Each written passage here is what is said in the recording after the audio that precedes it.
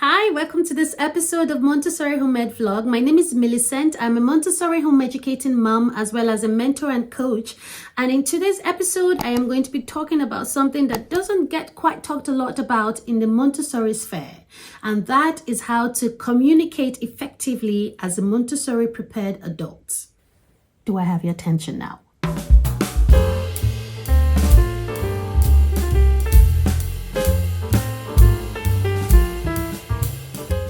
There are a host of resources out there ranging from books, podcasts, motivational speakers, and even courses that have been created or designed to help people acquire the skill of effective communication.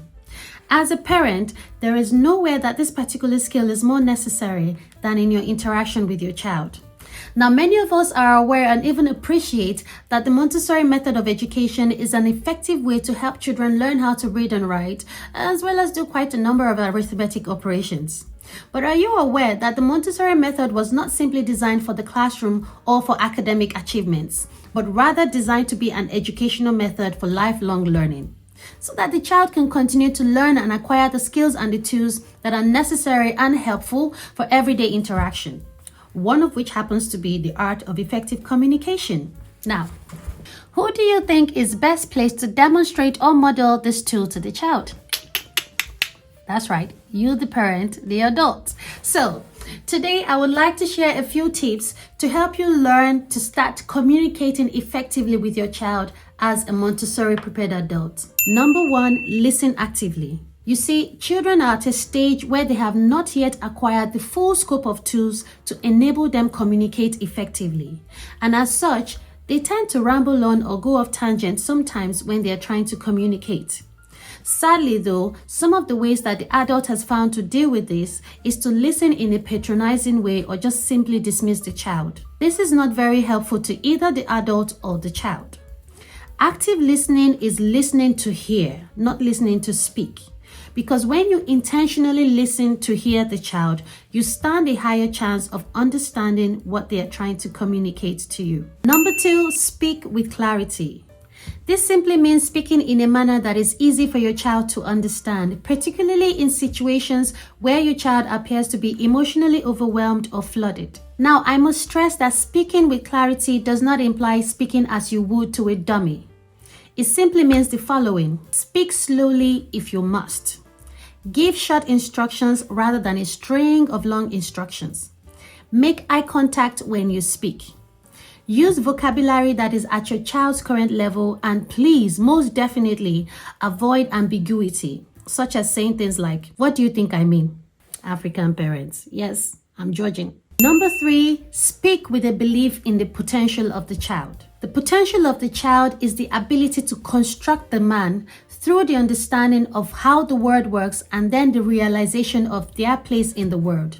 So when you're talking to the child, have faith in who they can become rather than just focusing on who they are right now. Number four, speak with empathy for the child. Maslow's hierarchy of needs clearly and very beautifully outlines the various fundamental needs of a person at various levels.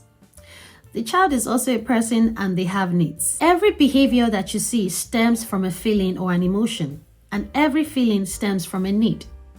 And it is your job as the prepared adults to develop great empathy and sensitivity to the needs of the child so that you can effectively communicate to meet them or to address them as appropriate. Number five, be aware of your own feelings.